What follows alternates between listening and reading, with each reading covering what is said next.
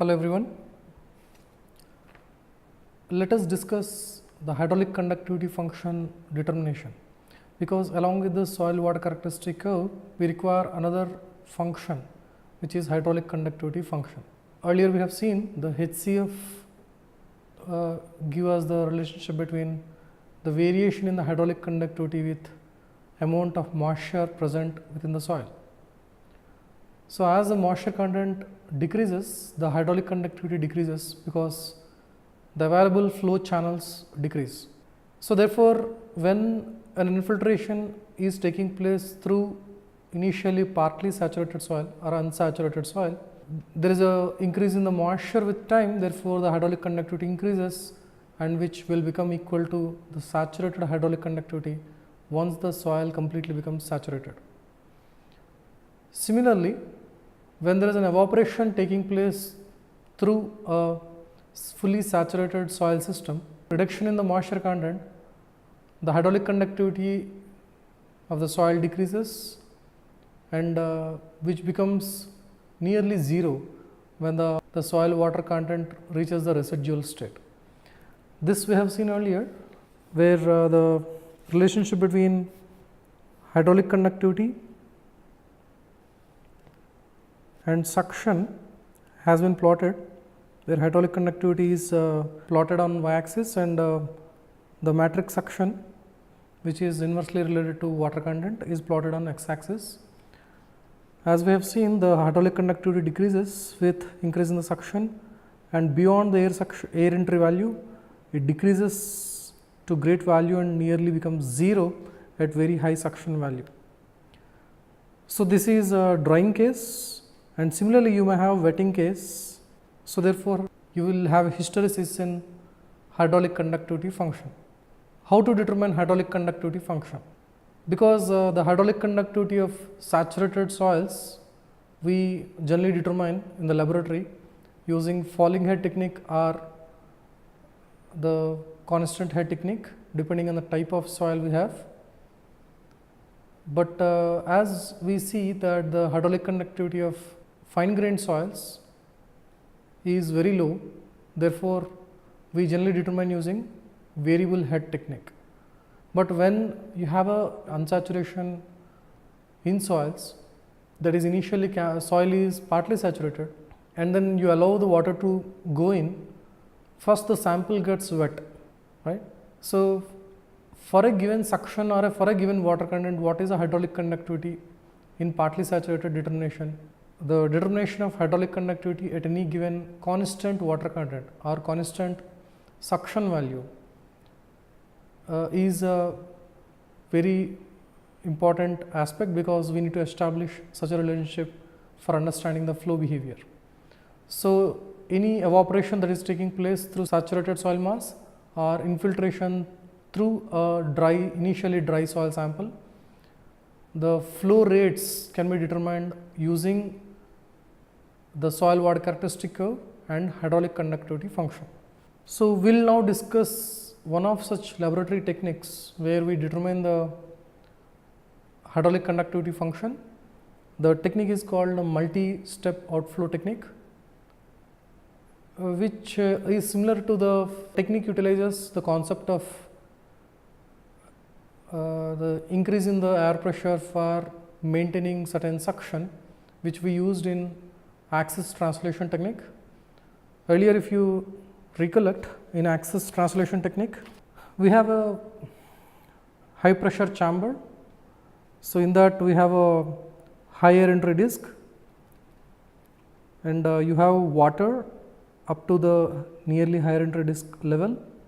So, now the higher entry disc can have different capacities, like if it is having a 15 bar capacity, so then it can allow a suction difference or the pressure difference between water and air up to 1500 kilopascal. Therefore, on this higher entry disc, we put a soil sample, initially probably saturated sample. When you put, there is a hydraulic equilibrium between pore water in the soil, this is a soil sample, in the pore water in the soil, and the free water here will have a hydraulic equilibrium. Then if you increase the air pressure beyond atmospheric pressure and you maintain a water pressure equal to the atmospheric pressure, you can generate a suction value of U minus UW. So, when air pressure becomes more than atmospheric pressure and water pressure is 0, then you can develop a suction value, this is psi of U minus UW you can exert on the soil sample. So, when you initially on a saturated soil sample, when you provide this much of suction or U minus UW, then water content starts decreasing. The water in the soil sample will come out through this and reaches in the water reservoir. If this is connected to a burette, so then we can monitor the water levels that are changing with time. So, as we have seen earlier in axis translation technique, as the suction pressure increases on the soil, the water content decreases, which establishes soil water characteristic curve, that is relationship between volumetric water content and soil suction for different soils. We utilize the same concept for understanding the flow rates. When a constant suction is applied on the soil, when water content starts decreasing, if we can increase a small suction, very small suction at any given initial suction value, so then the change in the water content with time, if we can monitor, that is flow rate if we can monitor, so then we should be able to establish the hydraulic conductivity. Let us understand how it works. When a suction pressure is applied on a soil sample, water content decreases. This phenomena is similar to consolidation. In the consolidation, when a soil sample is subjected to a given loading, mechanical loading, the water content decreases. Water content decreases because the pore water pressure increases to the same value to the applied mechanical pressure, that is called total stress, and because the sample is connected to two boundaries in the consolidation odometer test, there is a gradient that is established across the soil sample, because at the boundaries you have a 0 water pressure and at the middle of the soil sample you have pore water pressure equal to the applied normal stress. So, because of this gradient, the water flows through the soil sample and at equilibrium the pore water pressure is close to 0, or when we say 90% consolidation is achieved, the pore water pressure is very small value. So, then at this particular point we estimate the void ratio and the corresponding effective stress, because pore water pressure is nearly 0, the applied mechanical stress becomes effective stress. So, we establish void ratio and sigma dash relationship. Similarly, here when the soil sample is subjected to suction, the water content in the soil decreases because there is a negative pressure that is applied.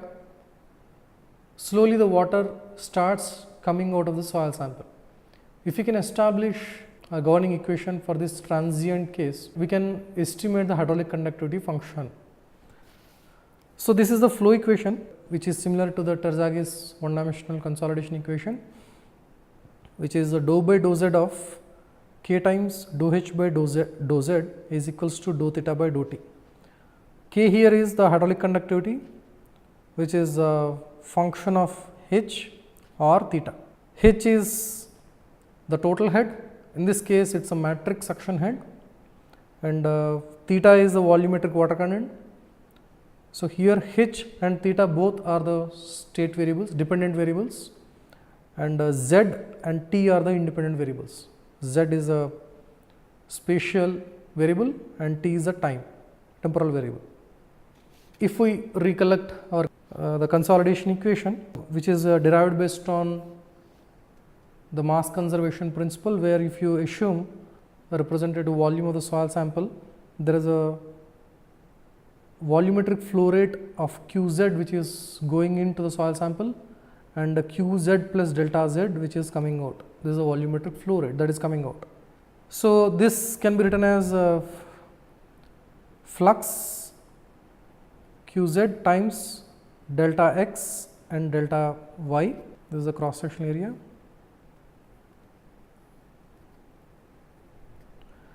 So the units of volumetric flow rate is meter cube per second.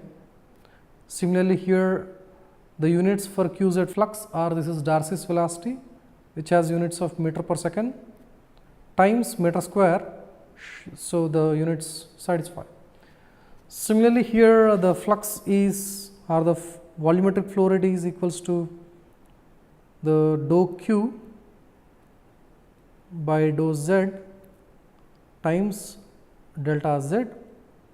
This is the plus q, because this value is initial value of qz and variation in qz, because there is a change in the flux.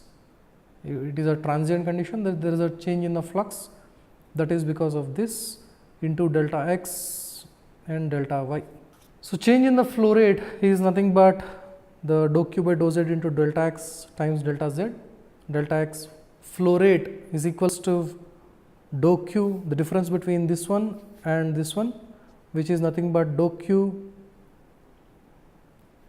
by dou z times delta x, delta y, delta z, which is equals to, the change in the flow rate is because of change in the volume of the soil sample, because in a two-phase system where the soil is fully saturated, when you apply a mechanical load, whatever the amount of water decreases in the system, the same amount of deformation takes place. So here change in the porosity is dou n by dou t times delta v, rate of change of flow, is equals to change in the volume. So from this the n can be written in terms of E by 1 plus C, and because when the n is written as E by 1 plus E, so the 1 plus E represents the total volume. So therefore change in the volume by total volume is strain. For small strain cases, you can take the 1 by 1 plus C times delta V out. So you can take this out, this is a strain term, into dou E by dou T. So here also you have delta V. So these two get cancelled. So you have this expression. Here the Q is substituted with the K times I, assuming the Darcy's law is valid. So K times the gradient is dou H by dou Z. Here the hydraulic head can be written in terms of pore water pressure by dividing with gamma W. Then assuming the hydraulic conductivity is constant, you can take this out of this derivation, then this becomes K by gamma W times dou square U by dou Z square. And here void ratio, again if it can be written in terms of sigma dash, because E versus sigma dash, this can be related to sigma dash, a simple linear relationship is assumed. So then it can be converted in terms of sigma dash, and again sigma dash is related to the excess pore water pressure by effective stress principle. So this can be written in terms of U. So you get this expression, here CV is K by mv gamma W. So this is consolidation equation. So why I discuss the consolidation equation here is, your flow equation is similar to your consolidation equation. Let us see how. The flow equation derivation I am not going to discuss here, but I will try to derive the flow equation from your mass conservation expression. How similar this is with your consolidation expression I am going to show. So here the change in the flow rate is equals to dou q z by dou z times delta z into delta x times delta y. So this is the change in the flow rate, which is equals to the change in the volume in consolidation expression, but here the flow rate is changing. Initially the flow rate was 0 when there is no suction applied, but as soon as the suction is applied, there is a flow rate starts increasing because the water content in the sample is decreasing. So, the water content of the sample is decreasing, therefore, change in the volume of water with time, this causes change in the volume of water with time. So, this can be written in terms of theta by dividing and multiplying with capital V, or total volume. So, if this is divided with capital V and multiplied with capital V, so this ratio is nothing but theta, volumetric water content. So, this is equals to dou by dou T of theta times, so delta V, so total volume. So, approximately, if you assume that the volume does not change, so this volume get cancelled, which results dou Q Z by dou Z is equals to dou theta by dou T. The dou Q Z by dou Z can be further simplified if we assume the general Darcy's law is valid. The general Darcy's law for unsaturated soils is the head represents the total head, which includes matrix suction head, and if you have solutes, then osmotic suction head as well. Then that is total head is a hydraulic conductivity is a functional form. Hydraulic conductivity varies with moisture content or suction head. So, therefore, if you consider that here Q is equals to K I or minus K I we use here, if K can be written in terms of functional form and I is represents the total head, here H includes matrix suction head, osmotic suction head, everything, and then this is generalized Darcy's law. If generalized Darcy's law is valid, so then you get an expression for flow in unsaturated soils, which is nothing but dou by dou Z of K times H and dou H by dou Z. So, this is the expression we have seen here. So, this is a flow equation.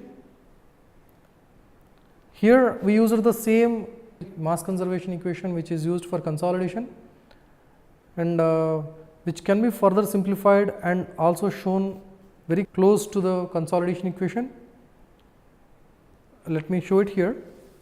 So, the expression which we have written is dou by dou Z of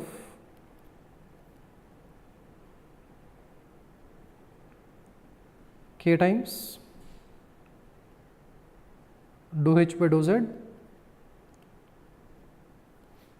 is equals to dou theta by dou T. Here, if I write this as K times dH by d theta times dou theta by dou Z, this is dou theta by dou T. So, then this is slope of soil water characteristic curve and multiplied by hydraulic conductivity function. So, this whole thing together, which has units of meter square per second, because hydraulic conductivity has units of meter per second and this has units of meter. So, this whole thing together has units of meter square per second, which represents diffusivity.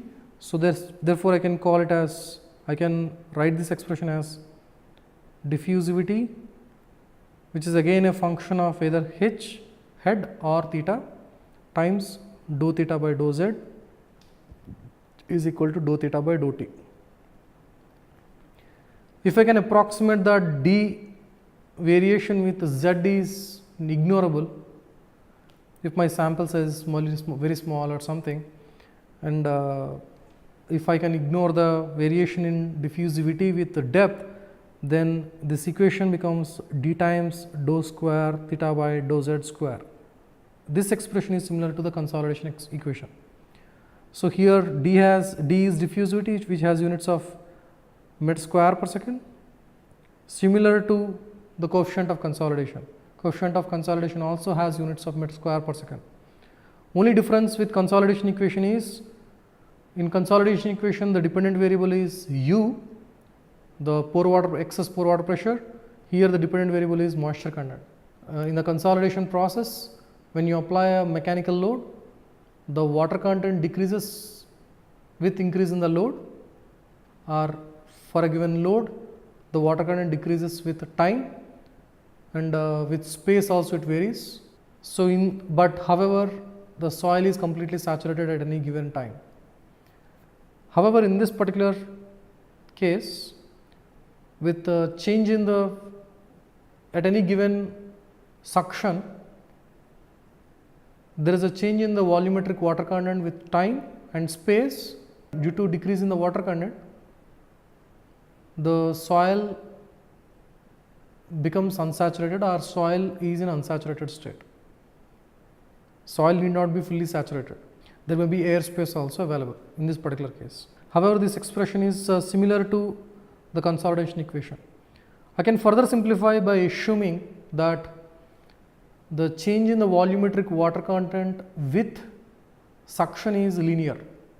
If I assume that the volumetric water content varies, or the volumetric water content varies with suction in a linear manner.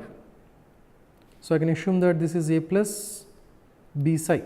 So, in this linear manner, if it varies, then if you substitute here for theta, you get expression for dou psi by dou t is equals to d times dou square psi by dou z square. So, this expression is valid provided theta variation with psi is linear. This is valid. Let us see the assumption after a little more time. Let us revisit this assumption when we discuss the axis translation technique or multi-step outflow technique. So, now this expression is same as this expression. For this expression, this is a flow equation, and psi, these are the boundary conditions. The boundary condition at the bottom of the soil sample, you have a soil sample which was placed on a higher entry disk, a fully saturated higher entry disk. So, the water level is up to the higher entry disk, and this is soil sample. So, the variation in depth is Z is upward positive. Now, at Z equal to 0, at this boundary, the suction is 0 at any given time. Okay, these are the boundary conditions. When you utilize these boundary conditions, Gardner has given an analytical solution. Gardner in 1956 has given an analytical solution for this particular set of equations, which is log V infinity minus Vt by V infinity equals to log 8 by pi square minus d times pi square t by 4 h square. H is the height of the soil sample. So, this is height or thickness of the soil sample. So, this particular work was published in Soil Science Society of America journal. The title of the work is Calculation of Capillary Conductivity from Pressure Plate Outflow Data. This particular technique is also called pressure plate apparatus or multi-step outflow technique. So, once we have this expression, we can estimate diffusivity, and if we have diffusivity and soil water characteristic data, we can establish the hydraulic conductivity function. So, let us see how we do it. So, as I said, in this multi-step outflow technique, initially you take the fully saturated soil sample, which has a very good hydraulic connectivity with the higher entry disk. Then you apply a very small increment in the suction. So, small increment in the air pressure can create small increment in the suction. When you give small increment in the suction, then the volumetric water content in the soil sample should decrease. So, slowly the water will start coming out from the soil and it will come to your burette or water collector. So, you can monitor the volume of water which is coming out from the soil. At any given time, volume of water which is coming out, the volume of water is Vt, and at equilibrium the total volume which has come out is V infinity, and beyond that there is no change in the water, there is no change in the water content. So then it has achieved the equilibrium. So this is at equilibrium and this is transient. Volume of water can be recorded with change in the time at different time intervals. So you get Vt and you get V infinity. Now this data you will have for a given change in the suction or change in the H head, you know, small centimeter, this is a small change in the head, and you know corresponding delta psi. So this is in kilopascal, and you know change in the head to change in the total moisture content. This data also you have, because when you apply a small increment, the change in the volumetric water content is known. This ratio can be constant if the applied head is very small. That means in the soil water characteristic curve, this is theta versus H. This is the expression. For any small increment in the head, this variation can be approximated as linear. So at any small interval, the change in the volumetric water content can be approximated as linear. But if you change a huge variation in the head, then this cannot be linear. That will be erroneous. So it should be very small increment in H. So the same assumption we also made here. The theta is linearly dependent on psi. So essentially the variation in volumetric water content with change in the delta sigma is linear. So you choose very small increment in the head, then this is linearly varying. So therefore this is satisfied. So you have suction variation or delta H, and this is in your hand, and you know what is the slope, that is delta H by delta theta, because theta is the initial water content minus the water content at the end of the test, that is delta theta. So we have that data as well, and we have how volume is changing. This is for one particular set of data. For this particular data, we know how volume is changing, volume of time, volume of water which is changing with time, and volume at infinity time, that is at equilibrium also we know. So when I plot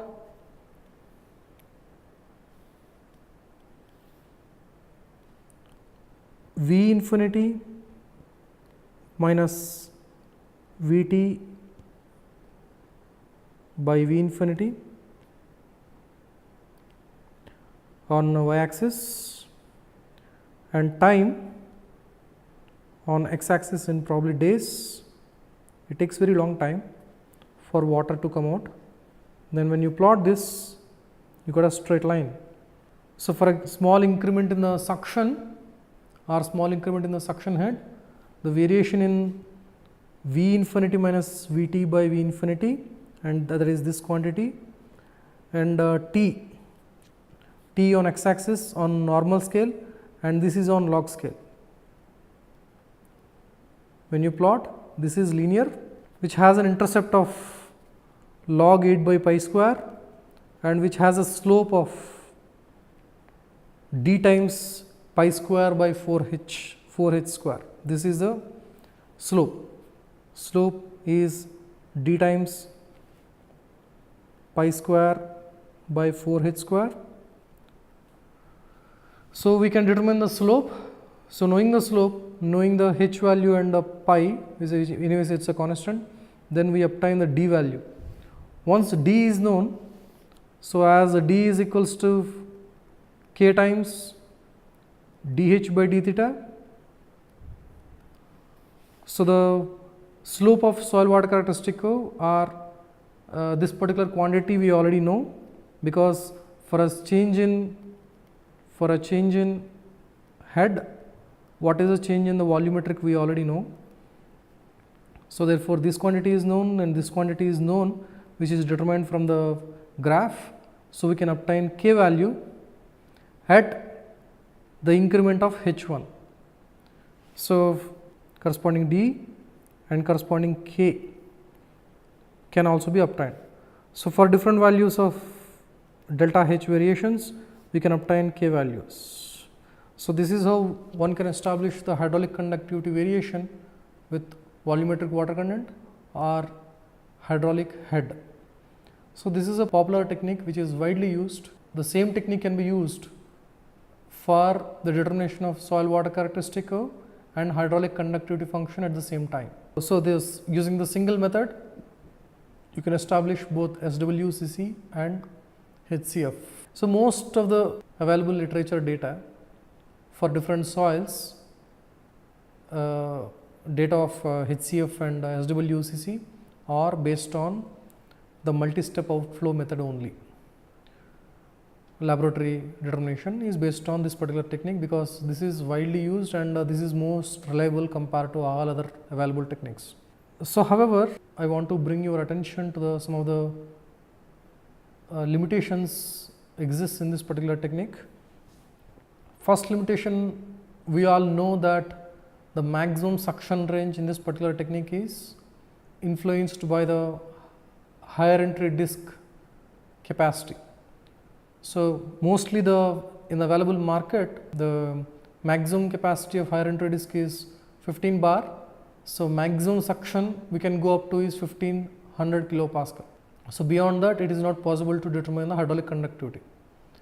So, knowing the fact that the maximum suction range is 0 or maximum suction range is 1500 kilopascal, this technique is not useful for establishing the entire hydraulic conductivity function as well as soil water characteristic curve on clays. Generally, clays will have very wide range of suction for SWCC and HCFs. So, generally I discussed probably one case of bentonite in the earlier lectures, where we have seen that the air entry value of the bentonite in powdered state is more than around 5000 or 10,000 kilopascal, higher entry bentonite sample. So, in a compacted state it will be more than that. So, therefore, as the air entry value of the soil is so high, we cannot establish the entire SWCC and HCFs using this particular technique. Moreover, this technique can be therefore used for determination of SWCC and HCFs for sands, sand, silt, where the maximum suction range falls below 1500 kilopascal. So, therefore, generally the available data is for such soils. For pure clays like the bentonites in a compacted state or in a powdered form or loose state, the SWCC cannot be established using this particular technique. And also we have seen that using any single technique, we cannot establish the entire SWCC and as well as HCFs. So, this technique is very useful for sandy soils or some silts. Moreover, it requires a lot of maintenance because the higher entry disc should be properly cleaned and it should be fully saturated in this particular case. Secondly, the increment in the suction should be very small because we are making an assumption that volumetric water content is linearly dependent on the suction. That validity is possible if you consider only small increment in the suction. If you satisfy that condition, then this particular analytical solution is valid and the estimated hydraulic conductivity function is also valid. However, when the suction increment is very small, there are other issues. The issue is measurement of water content or measurement of volume of water. So, for example, if a small suction value is increased in this particular case, so the amount of water which is coming out is nearly unnoticeable. So, therefore, estimating the volume of water that is coming out with time is very difficult. So, in that such case, we cannot accurately determine the volume of water at the end of the test, that is at equilibrium, minus Vt by V infinity with respect to time cannot be accurately estimated. So, therefore, the estimated diffusivity is wrong. So, the estimated hydraulic conductivity function is wrong. So, there should be a balance in choosing the increment in suction head. If you choose very huge variation in the delta H, wrong approximation of the Gardner's expressions, therefore, the estimation of D is wrong, and choosing very small delta H value results in poor estimation of volume of water which is coming out from the soil sample. Similarly, at the residual state also, it is very difficult to account for, even when there is a significant change in the suction, the amount of water that is decreasing is very, very small. It is very difficult to monitor the water which is coming out. Generally, when the soil reaches the residual state, the increase in the suction results in very small amount of water leaving from the soil. So, these are some of the assumptions involved in multi-step outflow technique. So, there are other techniques that we will discuss in the next class. Thank you.